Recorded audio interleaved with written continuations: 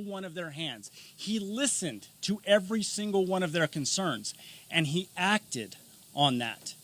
November 19th, 2023, President Trump was in Edinburgh, Texas, serving National Guardsmen, DPS officers, and a few off-duty Border Patrol agents. During that time, he shook over 200 people's hands and listened to what they had to say. These are the rank and file. That's why that wall is successful. He listened to the men and women that were on the front lines on exactly what needed to be on that wall. He listened to what they have to say. Contrast that with Kamala Harris, and nobody can say that I didn't try to work with her. I met with her transition team. I told her transition team exactly what would happen if they got rid of his policies. We suggested policies to her within her parameters, and she refused to listen. I met with Secretary Mayorkas, again, trying to work with this administration. I supported Secretary Mayorkas' confirmation. It was a big mistake that would never happen again. But in conveying to him, again, the policies that would actually work within their parameters, Kamala Harris completely ignored those policies. She claims that she wants a humane, safe border. Yet what she's given us is absolute chaos. We had a safe border. She could have implemented policies. She refused to do this. This election is going to come down to policies. And when you compare President Trump's policies, it doesn't matter. Economic policies, foreign policy, border security policy, it doesn't matter. You compare those policies side by side, and he wins every day. That's why we have to have somebody in the White House that is going to listen to the women and men that know what they're talking about, that are on the ground like President Trump did before and like he will do again. President Trump will be back in the White House, and we will secure this border. Thank you, President.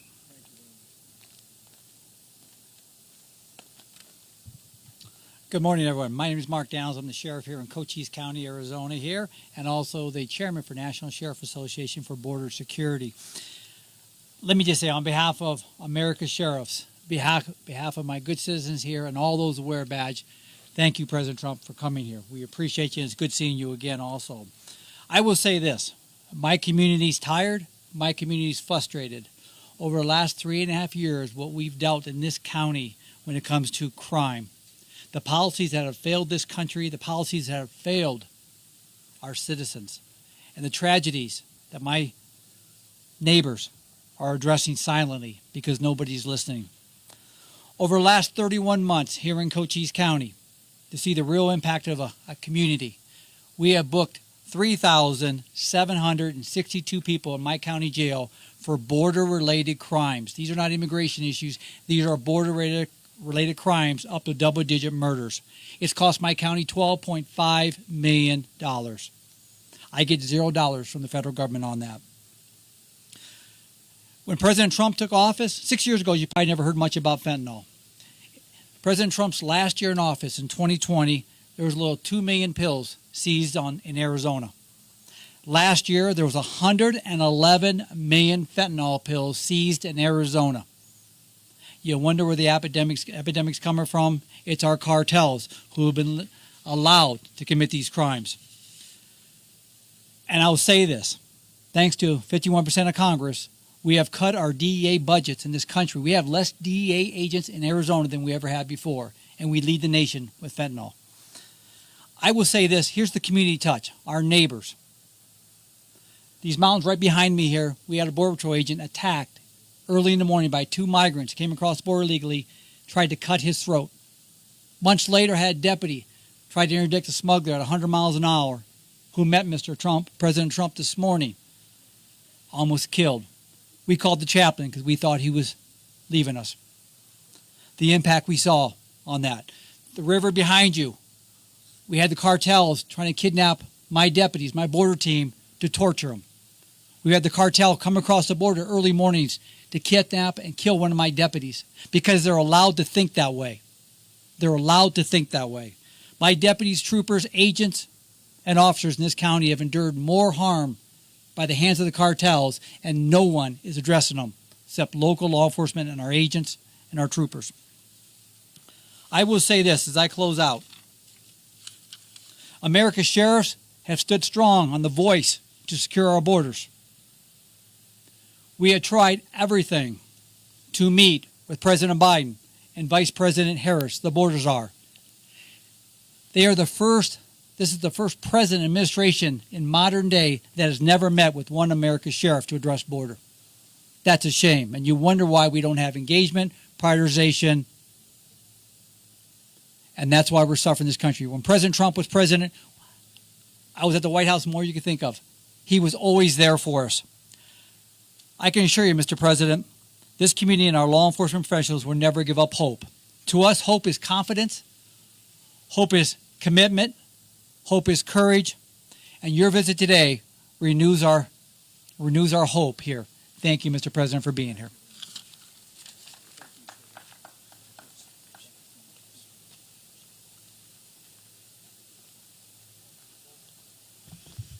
So thank you very much, everybody. It's a very sad time for this country in many ways.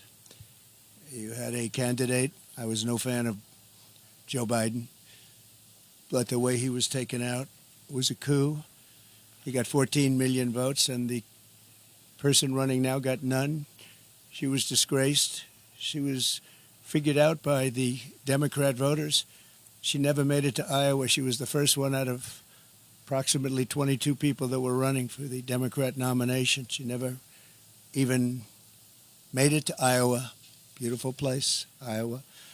But she didn't. Plenty of people did. And Biden got 14 million votes. She got no votes, and now she's running against us. The good news is I think we're winning in the polls based on what I'm seeing. And after the debate, we were winning by many points, as you know, against Biden. They went in to see him. They said, "You're losing. You're not going to win. You can't win. We're going to get you out." It was a coup of an American president, and it was done with anger, and he's more angry than anybody.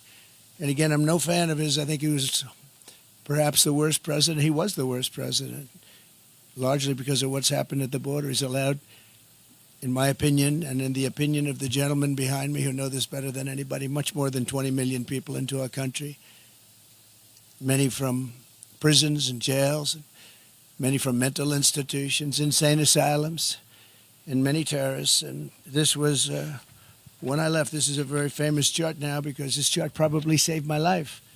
But this chart is showing, the arrow on the bottom shows that this was the lowest. This was the last week in office for me because of a horrible, horrible election where I got many millions more votes than I got the first time, but didn't quite make it, just a little bit short. We got to clean up our borders. We have to clean up our elections, or we're not going to have a country. But that's my last week. The arrow on the bottom, you see, that's the lowest point, as the gentlemen were talking. That's the lowest point in the recorded history of the border. This was done by Border Patrol. This wasn't done by Trump. This was done by Border Patrol, working with ICE and law enforcement. And that's what we're going to do. Again, if you take a look, interestingly, at all of the wall that's laying on its side, that could have been put up in a matter of weeks. It was all set to go. It was all cut out. And if you look at the top of the mountain behind us, it was all shaped, all ready to go. Could have been put up in a few weeks. Much of it's been sold for 5 cents on the dollar. It's very expensive. I worked with Border Patrol very closely. We worked, Brandon, we worked with all of Paul, all of your people. And we wanted to design something that worked. And we actually had mountain climbers. We even had drug climbers. They call them drug climbers. They can get over a wall so incredible with 75 pounds of drugs on their back. They can climb up things. And we designed this after looking at a lot of different designs. And that's an anti-climb panel that makes it very tough for somebody to climb. This was the one that they wanted. A little more expensive version, but this is the one that's a very important panel on top. And it's called anti-climb. And this was put in here just to shade us because there's a lot of rough people on the other side. So I figured you're the media, you want to be shaded. This gets taken off. This is just temporary to shade us from potential hazard. We know about hazards. But all of this wall was built at great expense, and all it had to be, erected. We just had to be stood up on its end, concrete on the bottom, goes down 6 feet. That also went down and shielded from tunnels, because we went down about as far as it's practical for them to go down. They build tunnels under walls. We went down pretty deep. We'd go down a lot deeper than the wall, made it very tough for them. And we stopped that, and we stopped people from coming over. But when they refused to, I built hundreds of miles of this, by the way, as far as the eye can see. You look at the other direction, as far as the eye could see. And then I'd hear people say, oh, he didn't build the wall. We built the wall. We built much more than I was anticipated to build. And we were going to build an extra 200 miles. Much of this is that, which is much more than I said I was going to do, because as we built it, they would go around the edges. So we were going further and further out, and it worked. We had the best numbers ever, and we had them largely because of the wall, and also because the Mexican military helped us, which they never helped at any time. They never helped. And we were very proud of it. So we went from the best numbers in recorded history to the worst numbers in recorded history or any other history. And we have a Marxist that's running, and I don't think you can let her. This country is not ready for a Marxist president. She will never build the wall. She doesn't want to build the wall. She's only saying if she changes her mind, it's only because she wants to get elected, because who wouldn't want to have a strong border? You need strong borders and strong elections, and we have neither. But we're going to have very strong borders, and we're going to have very strong elections soon. The people are fed up. It's common sense. The people are just fed up. And you saw it. Everybody coming from the airport saw the thousands and thousands of people lined up. It looked like Lindbergh coming in from what he did at the time. Broadway, it was amazing when you see all those people. It was a long drive from the airport, and so many thousands and thousands of people. The people in my car say, I've never seen anything like that. We're in the middle of an area that's not well populated, and to have thousands of people like that is pretty unbelievable. I hope you got to see it, and I hope the press writes this story fairly, because it's a story of disgrace. We had a border czar who was the border czar. She loved the title, but she didn't want to do the work because she's lazy, and probably more importantly than being lazy, she wants to have an open border. And you say, who would want an open border where criminals can pour into our country? And all you have to do is walk up there, if you have the courage to do it, and go to that open section. Stand there for a little while. You'll be running back here very quickly. You really have to write this fairly, this story. Because you people don't want to talk about the border. You don't want to talk about the bad things that are going on in our country. We're going to end up not having a country. You're not going to have any media. We don't have media. They don't have media. They do their own media. They don't need media. But you really should cover this story fairly. Before I begin, I have some, I think, very good words on the border and what to do and how to solve the problem. We had it solved. All they had to do is leave it. Leave it. Just leave it. But before I begin, I want to address the fake job numbers on top of everything else, fellas. Fake jobs. The fake job numbers that the Harris-Biden administration has been reporting for the last year. Thanks to a leaker yesterday, meaning probably in this case a patriot, they were forced to release numbers.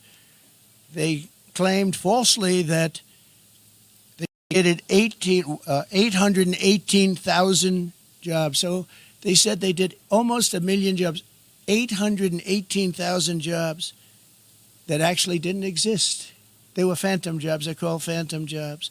The reason they did that is because I was even a little surprised their job numbers look better, because I know the economy's lousy. Everyone here knows it. It's lousy. These people behind me know it's lousy. We have the worst inflation, I believe, in the history of our country, and that's absolutely killing people. But it's 818,000 jobs, almost 1 million, and these are just the jobs we found out about. There's a lot of other false things that now are being looked at. That number will increase. So they reported false numbers, and this isn't a revision. There's never been anything like this. This is a fraud put out by Harris and by Biden. and they were going to release the real numbers. It's called a revision after the election, but it got found out before the election. And I hope you're going to write about it, but it's a big story, and it's a story that's going to be going very far. There are people very upset about it, including government officials are very upset about it. Even people that are Democrats are very, because it's a pure fraud. You know, when you have a revision, you have a few jobs one way or the other, and they get it straight at the end of the month. But this one was sheltered for a long time, and they wanted to release it after November 5th. I wonder why, when it didn't really matter too much. But even then it mattered. But so I hope you're going to report it. Almost 1 million jobs were phantom jobs. They were fake jobs, just like a lot of reporting is fake. And I hope you're going to report it because people have to hear it. They didn't want these numbers to come out, and they did come out, and I really, the whistleblower or whoever it was that got them to have to do it, somebody today, a high official said, well, we don't really believe those numbers because Trump gave them. I didn't give them. I got them from the administration, from the Labor Bureau, and these are the stats that were just let out. In fact, officially, I mean, they just came out. They were released in, officially released. Those are official numbers. Has nothing to do with me. I just happen to be playing the role of a reporter for a change. But I hope you're going to do something with it because I think it's a serious thing. It's the same as everything else. And I'm so glad that we decided to do this. It's a little dangerous to do. I hate to tell you, you guys are in danger with the kind of weaponry that we have, but I felt it was important to do. And this kind of stuff that they put up to shield us, I'm going to make you feel not so good. It doesn't mean a thing compared to what comes through there, but at least they can't see you. But it's dangerous territory, and these people have an unbelievable courage. The Border Patrol, ICE, the police, local law enforcement, unbelievable. I don't even know how they do it. They talk about, I was courageous. I was encouraged. These people are courageous. They go through this every day. And the amount of horrible injuries sustained in fights and shootings are just incredible. Not reported, but incredible. We're here today on the southern border in Arizona where Comrade Kamala Harris, I call her Comrade because she is a radical left Marxist. She wants open borders. She wants our country. I don't understand why anybody would want it, but she wants our country to be open to the world's criminals so they can come in and rape and pillage and do whatever they have to do. But she's the most radical left person who has ever run for high political office in our country's history. And by the way, the governor, who's done a poor job as governor, Minnesota, Walz, he's done a poor job, very poor job. His numbers are horrible. People are fleeing his state. I love his state. We should have won his state twice, but a lot of hanky-panky goes on there. Hasn't been won since 1972. Richard Nixon was the last one to win it. But every time I go in there, we have massive crowds and everything's good, but nobody seems to be able to win it. So I know why we didn't win it. People don't like to talk about it. But he's a horrible governor, has bad job numbers, bad numbers for leaving, a lot of people leaving the state. And he's insisted, he put a bill, I'm sure the sheriffs would be very happy when they hear this. He signed a bill fairly recently where boys' bathrooms have to have tampons in boys' bathrooms. I don't even like to bring the subject up, but it's a subject you have to hear about. That's what he wants. He's a radical left guy who lied like hell last night, and she'll lie tonight. We're doing a review of her tonight on Truth because she'll lie just like the rest of them lied. They talked about what I said about soldiers. I never said anything. I love our soldiers. They made the story up. It was fiction. We had 26 people countering it, but nobody cares. They made up everything, so many different stories. They made up about Project 25. They've been told officially, legally, in every way that we have nothing to do with Project 25. They know it, but they bring it up anyway. They bring up every single thing that you can bring up. Every one of them was false. He brought them up. But they've unleashed a deadly plague of migrant crime on our country by not doing their job. And all of that plank and all of that very expensive wall. It's also got tremendous electronic capability inside of it. It's got wires for cameras and everything else that you can have. It's the Rolls-Royce of walls, I can tell you. It's very hardened steel outside, 7,000-pound concrete inside, and rebar inside of the concrete, all different, all very hard to get through. And it's sad to see it sitting here. We have crime going on up the road. In this direction, it's as far as you can see is wall. We have no problem there, but they come in where they refuse to put it up. That was when I first realized that they want open borders. I thought nobody could be so foolish or stupid to want open borders and have the world's population, the world's criminal population pour into our country. That's what's happening. But it shattered so many families' lives and stolen so many incredible young lives. And it's also really badly hurt our black population and our Hispanic population because these people are taking their jobs. The jobs now are down, way down for the black population and the Hispanic population because we have millions of illegal aliens that are poured into our country. They've taken the jobs of African Americans and Hispanics. And that was obvious to me. Next is going to be unions. You watch. The unions are going to start going wild because those jobs are going to be taken too.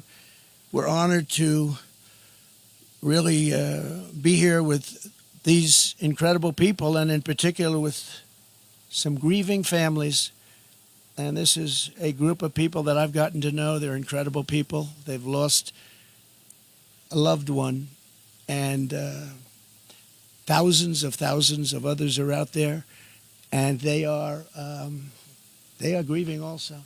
But they're not out with you and sitting in this hot sun. I will say this, that at least it gives us a good reason. We're doing something for those incredible people that we'll be talking about very shortly because we can't let it happen to other people. We can't let what you're going through happen to other families. And you know what you're going through, as we discussed, nobody's ever seen anything like it. All for no reason whatsoever. And these are hardened criminals pouring into our country. And then they always say, Sheriff, oh, the illegal immigrants don't commit crimes like people that live here. It's so wrong. They don't report them, but it's so wrong. They make our criminals look like babies. That's about the only thing good. Our criminals all of a sudden don't look so tough to us, right? These are the roughest people. And they're the roughest people from all over the world. Their jails are being emptied from all over the world. Their criminals are being taken from their cities. And by the way, their crime rates are way down.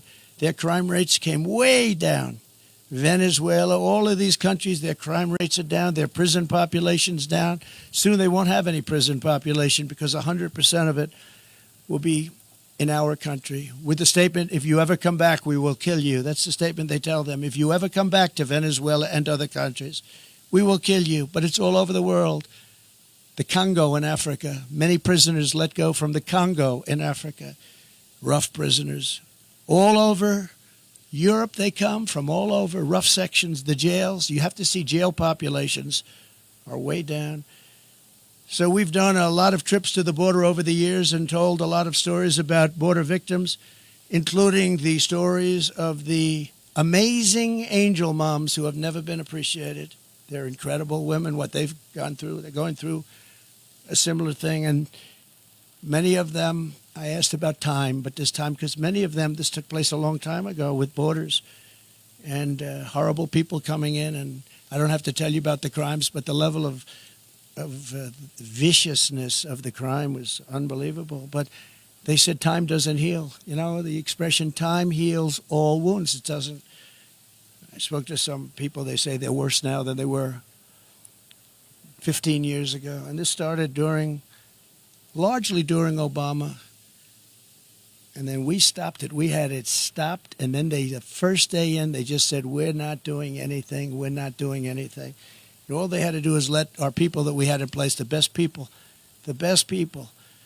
I was listening to people like Tom Homan, who was, just an incredible patriot, tough, smart, gets it, good man, but he's tough. I've been listening to all these people. They've been friends of mine for a long time. They know it better than anybody. But the level of criminality is unbelievable. It's an onslaught of violence at a level that nobody's ever seen before. For nearly 4 years, as border czar, Comrade Kamala has overseen a nation-wrecking border invasion. You know, this is nation-wrecking. This isn't just like, oh, we're going to fix it a little bit later. Gets to a point where you can't fix it. She's allowed at least 20 million people, all illegal aliens, into our country, including millions and millions of unvetted fighting-age men from over 158 different countries. 150. Most people didn't realize you had that many countries, right? Just recently, Kamala let in the head of a Peruvian gang who was wanted for 23 murders. Welcome to the United States of America.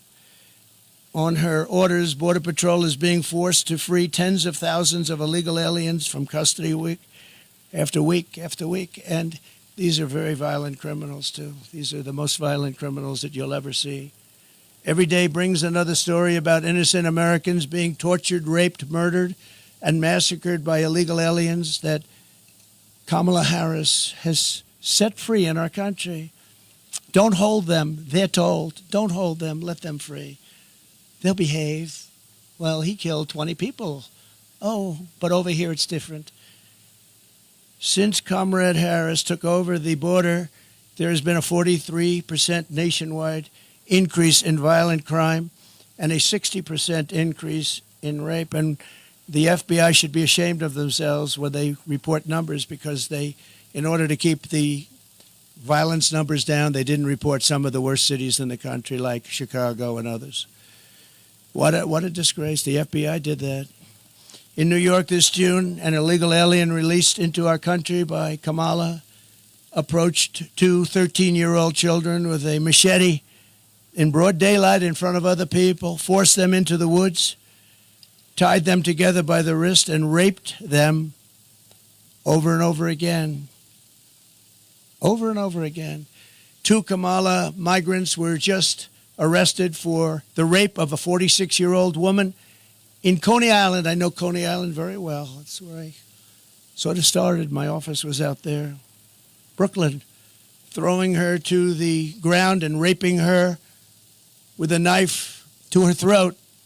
One of them had previously been arrested for raping another woman, but instead of being deported, he was released into our country and told to enjoy your life. In Fort Wayne, Indiana, a woman who was offered a ride home by two illegal aliens was instead kidnapped, held down and raped, then driven around while the illegals discussed how they planned to kill her. They wanted to kill her. They didn't want to have a witness. And she miraculously escaped by throwing herself out of a rapidly moving car, was badly hurt, but she escaped, at least. Those people came from another country, and they were very violent, with an unbelievably violent background. Violence like you've never seen. In the Bronx recently, an illegal alien who Kamala set loose into the country approached a 36-year-old woman while pretending to ask for directions before he wrapped his arms around her throat, pinned her down on a park bench, and raped her publicly on a park bench. And she said, he wasn't trying to rape me, he was trying to kill me. In Michigan earlier this year, an illegal alien broke into a residence and sexually assaulted two young girls, doing tremendous damage to these two young, beautiful girls. In Virginia, a few weeks ago, a 54-year-old mother of four was leaving a convenience store when she noticed an illegal alien trying to steal her car. When she tried to stop him, he ran her down, ran her over, and left her dead on the ground. She was dead, and her family is devastated.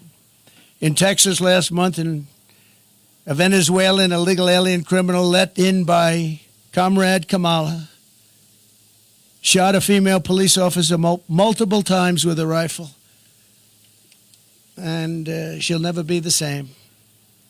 And that's being nice about it.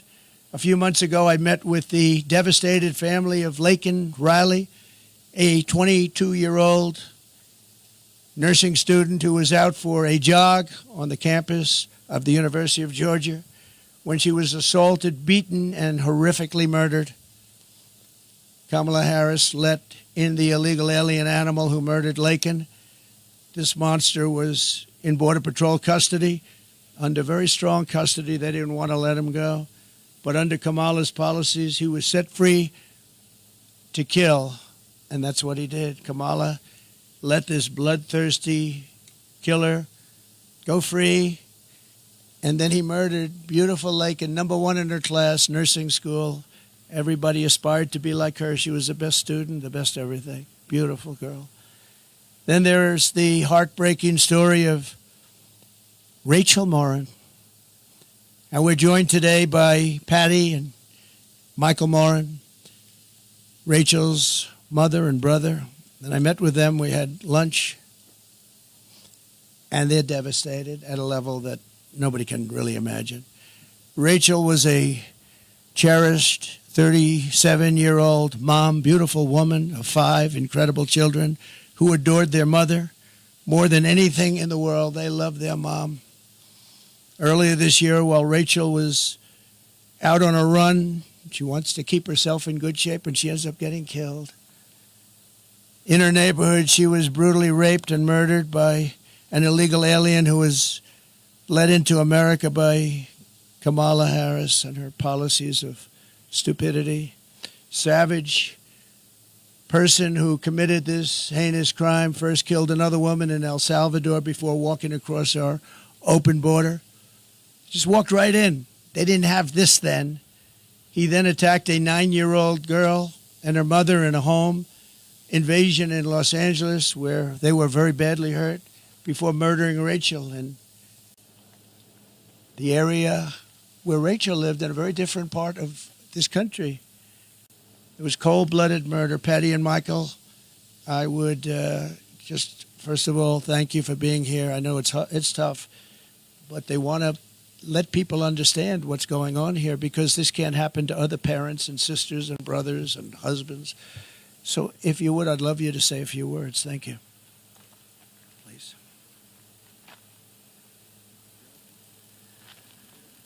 Oh, please. Thank you, darling. Thank you. Come. Thank you. Thank you for Take care inviting of me. yourself. Absolutely. We don't want it to happen to other people. That's all. No. Big thank you, please. Hi. I was just thanking President Trump for the invitation to come and to share Rachel's story. Rachel was 37 years old. She had 5 children. She worked. She owned a small business. She worked very hard to support her family. And the trail that Rachel ran daily was a trail that we as a family would walk over the last 25 years that we've lived in Maryland. It's a very safe, small trail, very public, very open. Moms with baby carriages go down this trail. It's very safe. I was in Kentucky. We had a grandbaby that had passed away. When I got a phone call from my son, and he said, "Mom, there's somebody here that would like to speak to you." And when I said hello, the person on the other end said, "Hello, Mrs. Morin. This is Detective so-and-so. I'm the lead detective on this case. There's no easy way to tell you this, but we found your daughter's body. And if they find the body, you know that she's dead. But they wouldn't say, 'We found Rachel. She's alive.'" And so they found my daughter's body. And when they found it, just recently it has come out that she was brutally beaten, raped, and then stuffed into a drain pipe. We're 18,000 miles, 1,800 miles from the border. And because of this open border, we've had not just my daughter, but we've actually had 2 in the same county that we're from, where illegal immigrants have come in and have caused rape and murder of our citizens. And the reason why I came here today and I accepted the invitation is because I really want our words to be heard, and I really want you to take to heart what we're saying. We're not here for a political stand, although we are. We're here because we're losing our moms, our daughters, our children to criminals. And that shouldn't happen. We should be taking care of our country, our people. And the only way I believe that's going to happen is if President Trump is reelected as president. And we close up this border and we put policies back into place that were there before, instead of this open border thing. We're going to end up being a third world country if it continues this way.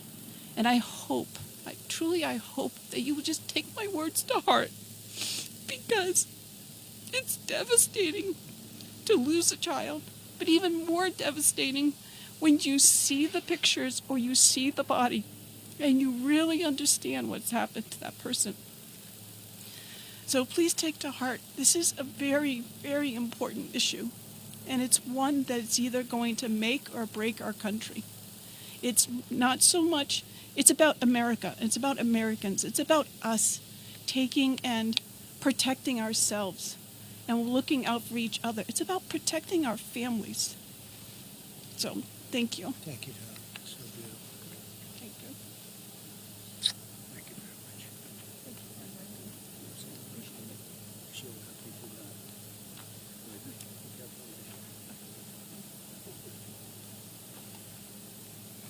Thank you very much, boy.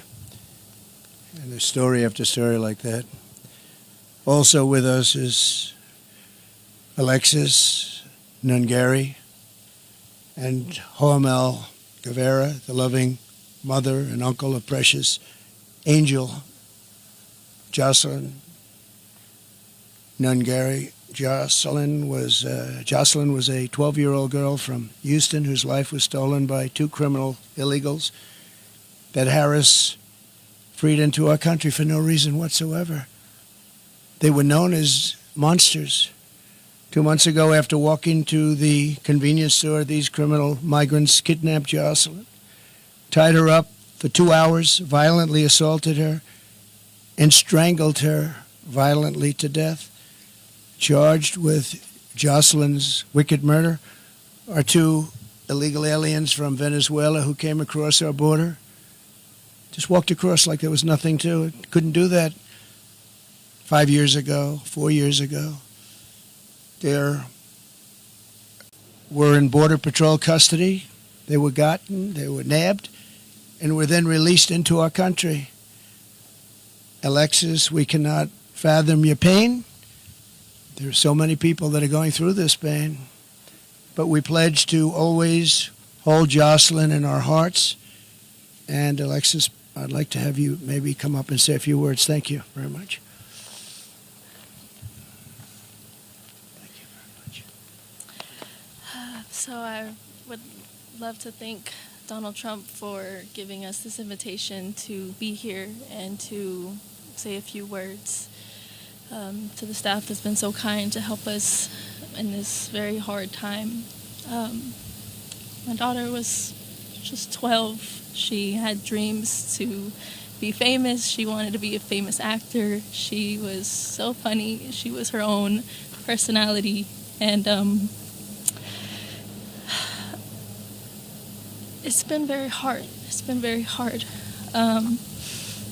June 17th was the day her life was taken. She was left with no clothing from the waist down, was thrown in a bayou, left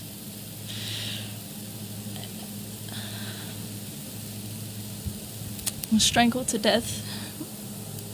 We believe, yes, she was assaulted off of DNA kit that has been, but it's still very, very early, and it's still very, very raw, and it's still very, very surreal. And they had no they had no reason to do anything that they did to Jocelyn. There was over 300 detention beds that they should have been at because they were detained and they were released when they shouldn't have been released. One had an ankle monitor, didn't stop anything. So now I have to go through the rest of my life with my son, always asking for his sister. And I just really, really, really want everybody to please take into consideration how important border control is, because we're losing very innocent people to heinous crimes that shouldn't be happening in the first place. So please, please, I really hope everybody can hear my pain, to just please, please, he needs to be in office, and we need better control. We need to stop this. We need to stop losing our littles. We need to stop losing children, mothers, sisters, because now I get to grieve every single day. Every milestone that hits gets harder because she's not there for it. She was going to be a 7th grader. She had her whole life ahead of her. And it was viciously taken away by 2 evil, heinous monsters. So thank you again for taking the time to listen to my words. And please, help him make a change. Thank you. Thank you very much. Thank you.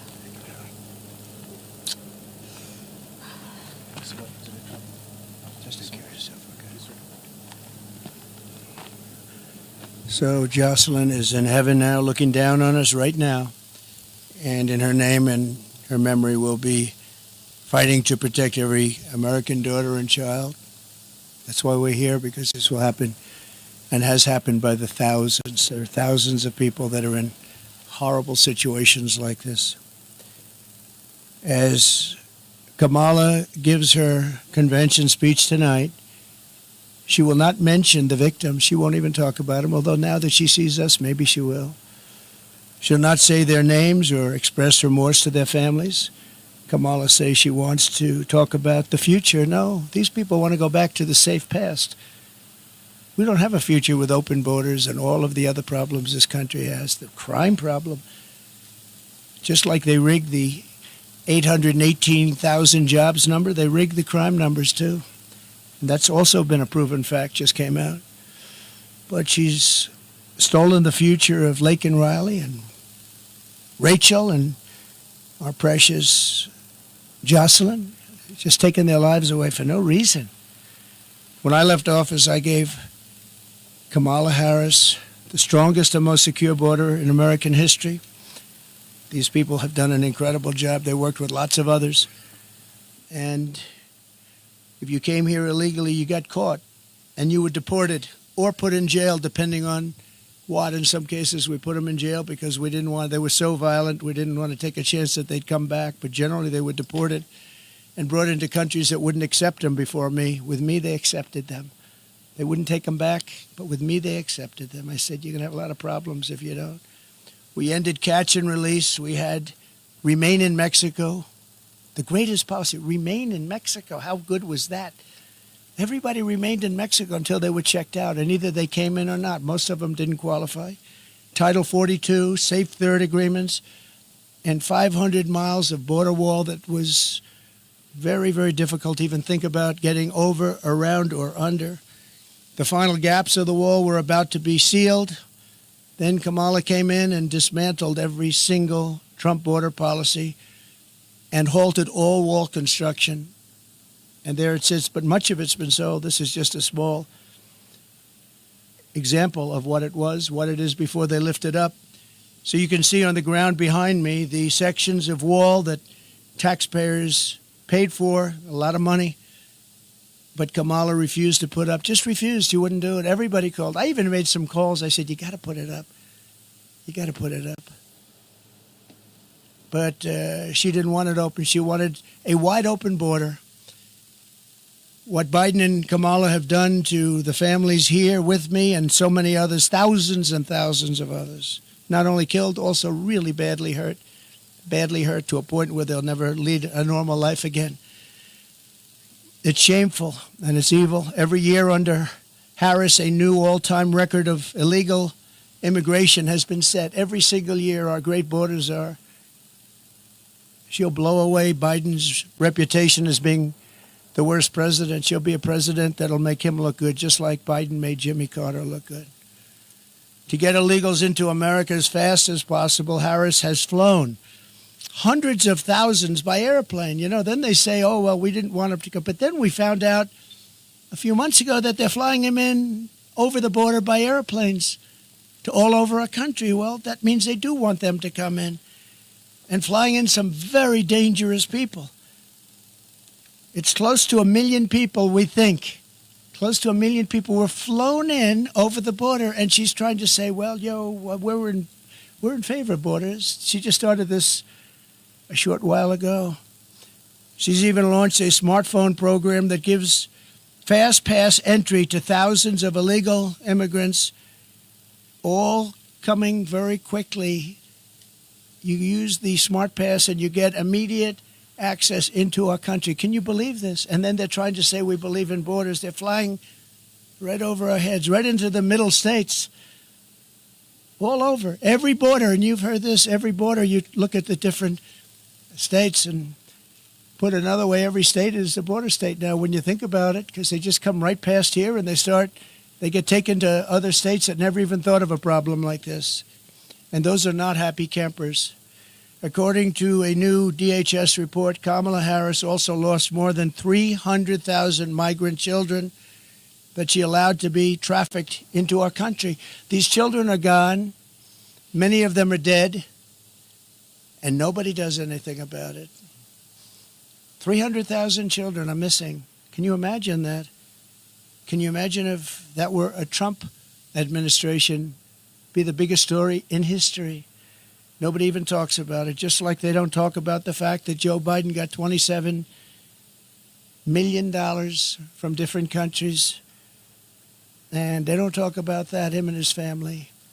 Just came out from Congress. Nobody talks about it. I do have some good news, though, for the people standing behind me in particular, and maybe for some of the press that wants to hear good things. The Supreme Court just ruled that you're not allowed to have illegal aliens vote. Just came out just before I walked up. So illegal aliens are officially not allowed to vote in our country. And I give great credit to the Supreme Court. They have great courage in doing what they're doing. It's not easy, but that was one that everybody was hoping for. You know, a vast majority of people agree with that. It's a very small amount of people that don't. Who would want that? So thank you very much. And she's really provided Harris deportation immunity to the vast majority of criminal aliens living inside the United States. They've got immunity. They really have immunity. And importing MS-13 directly into our cities. MS-13 is the most vicious gang we feel. If I ask the sheriffs behind me, I think probably considered the most vicious gangs in the world. Wouldn't you say, Brandon? It's there's never seen anything like it. It's not even believable. I won't tell you about it. It's not even believable. As the DA of San Francisco, Kamala Harris was the godmother of deadly sanctuary cities. She was considered the godmother. All they're doing is protecting criminals, which set loose illegal alien criminals rather than hand them over to ICE, who are doing an incredible job. Under a program Kamala set up, an illegal alien arrested on drug charges in 2008 was set free to enjoy job training. A short time later, that same illegal alien attacked a 29-year-old beautiful young woman, Amanda Kiefer, stealing her purse and fracturing Amanda's skull. It was vicious and horrible, and Amanda's here with us, and I'd love to have Amanda come up and say a few words. Thank you. Hi, I'm Amanda Kiefer. I don't feel like I belong on the stage with the folks here since I seem to have gotten off kind of easy with just a fractured skull. I didn't lose loved ones, but The night I was walking to dinner in Pacific Heights, it was a nice neighborhood. You wouldn't expect broad daylight for something violent to happen to you on the way to dinner. My purse was stolen, and I stepped into the street, and the car he jumped into came at me. I jumped up on the hood to avoid getting run over, and he floored it and hit the brakes. The police were great. They had caught him and his accomplice in a really short time, because I remember being on a gurney in the hallway of the hospital, and I had to ID them. They were laughing as they fractured my skull. What was really the worst part about it all, though, is when I found out that taxpayer money was paying for job training for this guy who avoided going to prison for the first felony he committed for jobs he couldn't legally hold. It was kind of a wake-up moment for me, and I moved out of San Francisco because I didn't feel safe there. And I don't think our country is going to be safe under Kamala Harris. Thank you very much. Thank you, Amanda. Thank you very much. Story after story. Kamala has called for the abolishing of ICE, the closing of every ICE detention facility, and the releasing of some of the most vicious criminals anywhere in the world by doing so. She supports free health care for illegal immigrants and has promised to give illegals mass amnesty and citizenship, which will obliterate Social Security. Oh, Social Security is going to be obliterated by all of these millions of people that she wants to put on, and also Medicare will be obliterated. I'm going to save Social Security. I'm not going to touch it. We're going to make our country strong, but they're going to obliterate it. She also feels extremely strongly about defund the police. She wants to defund the police. And anytime somebody wants to defund the police, you're never going to get them back to being normal. The police have to be taken care of. They're the best thing we have going to protect us. They know exactly what's going. When we do deportation, they know every person out there, and they know the middle name, and they know everything about them, and they know all of the bad ones. They know the really bad ones. That'd be a great help. We have to get the criminals out of our country immediately. Kamala is always going to have open borders. If Comrade Harris has the chance, she will allow more than 100 million illegal aliens into our country. Our country will be overrun, and essentially it won't be a country. It will be not governable. With us today are leaders of the National Border Patrol. You've known them, you've met them. I don't have to go over, but I want to just thank them for the incredible job they've done. I've worked so well with them. Paul Perez has been unbelievable. Past President Brandon Judd, unbelievable. Sheriff Mark Daniels, who's been incredible. I watched him on television today. He did a great job of explaining this crazy situation that we're in. Sheriff Chris Heiser. So I want to just say, you're here, and Paul and Brandon, Mark, and everybody, I want to thank you so much. It's incredible the job you do. Such a dangerous job. I actually did. I came in, I met one of the Border Patrol who was badly wounded. I said, "Are you okay?" It was a while ago. He said, "Yes." I said, "What happened?" "Well, my leg is broken, my arm was broken, my back was broken, my neck was broken, my skull was fractured." He went through a list of things. I said, "That's unbelievable." When we win this November, we will end the Kamala Harris border nightmare once and for all. We'll get it back very strong. We will also end the inflation, a bad economy, and we will be respected very shortly all over the world again as we were by other countries. The choice is simple: Kamala's mass amnesty of criminals or President Trump's mass deportation of criminals. I think that's pretty easy. In addition to all of the other things, there are many other things that are equally as bad but not as obvious. With your vote, we will seal the border, stop the invasion, and launch the largest deportation effort in American history. We will impose tough new sentences on illegal alien criminals. These include a 10-year mandatory minimum sentence for anyone guilty of human smuggling, a guaranteed life sentence for anyone guilty of child trafficking, and a death penalty for anyone guilty of child or woman sex trafficking. We'll also impose the death penalty on major drug dealers and traffickers.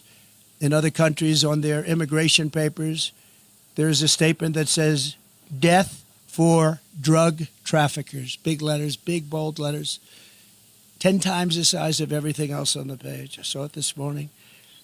And those are the countries where they have no problem with drugs. Many of them, actually. We will also impose the death penalty for anyone killing our police, sheriffs, Border Patrol, ICE, or law enforcement officials. The death penalty with a quicker trial, not a trial that lasts for 15 years and everybody gets exhausted. We will liberate our country from the illegal alien drug dealers, robbers, murderers, gang members, and child predators. And we will make America safe again for our citizens and make it greater, stronger, better, more beautiful than ever before. And I want to thank you all, and especially our 4 very special people. 4 very special people. And sheriffs and law enforcement, I want to thank you so much, because this job is so dangerous. It's not even believable. You pull over a car, they open the door, and they start shooting you. That happened in Long Island with a great young man with an incredible family. I went there. Same thing. So we have to stop it. We have to bring our country back. We have to use common sense. You don't have to be conservative or liberal or progressive, as they like to say now. They don't like the term liberal. Republican, Democrat, it doesn't matter. We have to have strong protection in our country, or our country's going to wither away and die. We need a military. We need our great police to be loved and respected, and they will be again. Right now, if somebody does something that's a little bit on the tough side to stop something that's very bad, they end up losing their pension, their life, their car, their house. They lose their job. They lose everything. We're going to give immunity to many, many people so that they can do the law. But again, I want to thank you. I want to thank the media for being here. I hope you can report the story the way it is. It's a very sad moment for our country. We have some very bad people trying to get into office, and if we don't stop them, our country has no chance of greatness. Thank you very much. Thank you very much.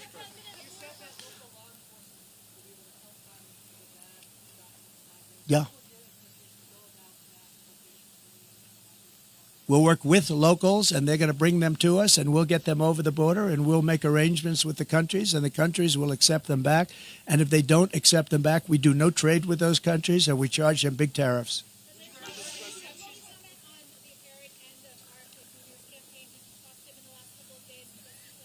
I haven't, but I'm hearing reports. I have a lot of respect for RFK Jr. You know that. I've known him a long time.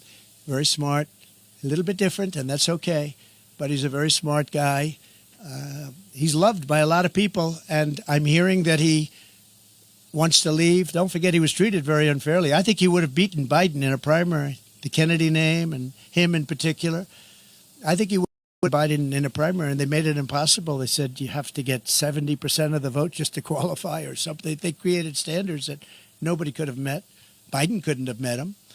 And I think he would have lost Biden, and they really treated him very badly. Then he went out as an independent, and it's a tough thing to do, independent. You know, it wasn't set up that way, the country. It's really a two-party system, whether people like it or not, Republican, Democrat.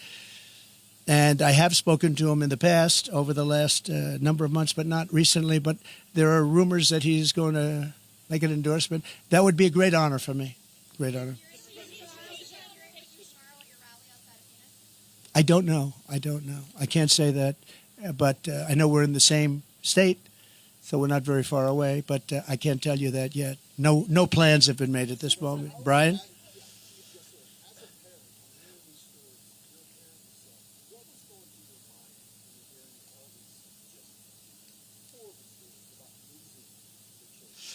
What was going through my mind is that, and I almost hate to say it in front of them, I don't know how they take it. I don't know how they can take it. You understand that? I think probably most of the people standing. No. How do you take it? How do you do it?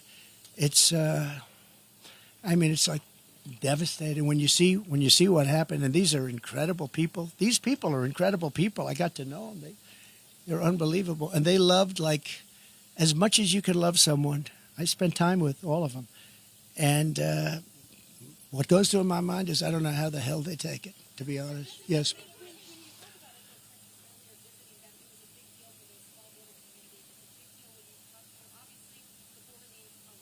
A lot. Always has.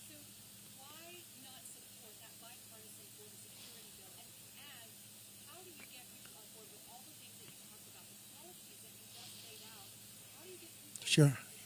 Ready? The bipartisan, and it wasn't bipartisan, they had a couple of people on the other side. It was weak, it was ineffective, and it would have allowed, as you know, millions and millions of people to pour through, and largely unvetted. It was a horrible bill, it was a weak bill, and they don't need a bill. All Biden had to do is look to the border and say, close the border. He didn't need a bill. He knows that. They didn't want a bill. The bill was terrible. If it was good, I would have approved it. The House passed a bill before that. I'd approve that bill right now. That was a real bill. But this bill was a weak bill, and it was a shame that they got a Republican. They got somebody who's a very good person, by the way, but they got him to lead it. But it didn't make any difference. If they wanted to close the border, which they don't. They'll have 100 million people come in and totally destroy, ruin our country. If they wanted to close the border, I didn't have a bill. I said, close the border. I said, Brandon, close that border, Brandon. And what happened? He closed the border. They all did. Paul, the whole group of them. This group is incredible. They closed the border. I looked at him. I said, we don't have a bill. We don't need a bill. Close the damn border. They closed the border. They could do the same thing. No. Right now, what's happening is people are waiting to see what's going to go with the election. And wait till you see what happens after the election, one way or the other. But right now, you take a look at the numbers for the last year. They're horrendous, absolutely horrendous. And it's also election time, don't forget. They want to put on a little bit of a squeeze. All they do and all they want to do and all they have to do is say, Biden, although I'm not sure, you take a look at, nobody even knows where he is. He's on a beach someplace, but he could even do it from the beach. Close the border. And the border is closed. They will close the border immediately. That's what I did. But we had great people. We've lost a lot of those great people because they want to be respected, and they weren't respected because of this administration. And the worst person in, far worse than Biden, was Kamala.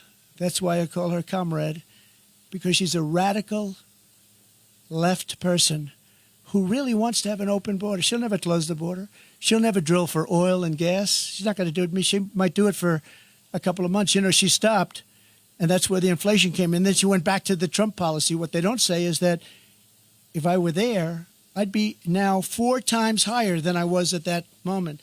But the gasoline prices are still very high right now. But they would have been double if they didn't go back to the Trump policy of drilling. But we would have been close to 4 times higher. We would have been energy dominant. We were energy independent. They would have been energy dominant. But if I want the border closed, if I'm the president, I don't need a bill. I just have to say close the border, and they close the border.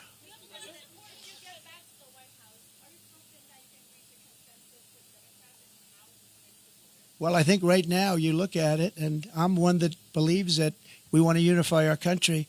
But when you have an issue like this where some people, and I don't happen to believe it's the Democrats. I think it's Democrat leaders that want the open borders. I think it's Democrat leaders that say, we don't want voter ID. We talk about elections. I always start, we start with voter ID. We don't want voter ID. He said, no, everything has ID, identification. They said, we don't want any identification. We don't want it. Now, there's only one reason, so we can't even negotiate after that because they don't want voter ID. So I say to them, why don't you want? Well, we just don't want it. We think it's discriminatory. They have all sorts of excuses. They don't want it because they want to be able to cheat. And we want voter ID. And we want same-day voting. And we want paper ballots. And we want proof of citizenship. Very simple.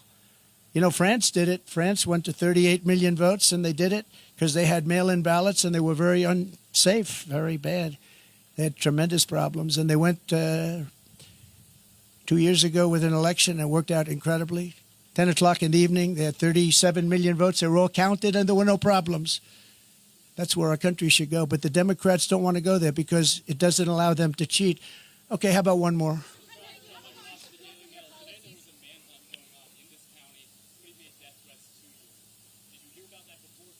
No. I've heard it's dangerous, but I also have a job to do. I heard it's very dangerous. I haven't heard about that. They probably want to keep it from me. Thank you for telling me. Let's get out of here right now. No, thank you very much for saying. But no, and I have great respect for Secret Service, the job they do, including a month and a half ago when they were jumping on top of me with bullets flying right at them. So mistakes were made, and they're going to learn from the mistakes. But I have great respect.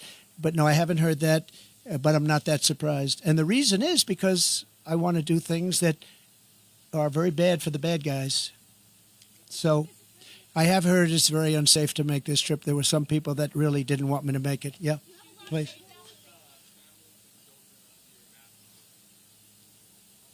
Yeah, we'll work on that. You know, they're missing so many children right now under this administration, over 300,000. Many of them are dead. You know that. Many of them are dead. Many of the hostages in Israel are dead.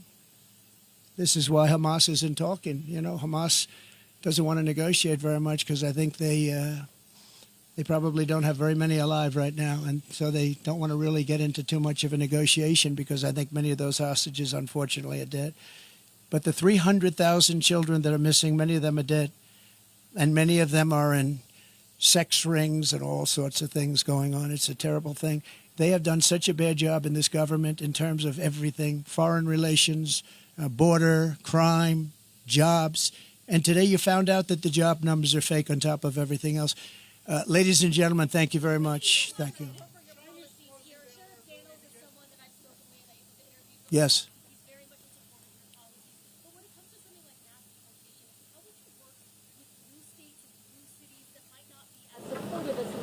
Let me tell you, they're much more supportive than you think. I've watched New York, Eric Adams. I've watched the body language. A lot of people that are in charge of that, they want to straighten it out. They can't live like this. New York has hundreds of thousands of illegal immigrants in their midst. Many of them are very, very hardened criminals.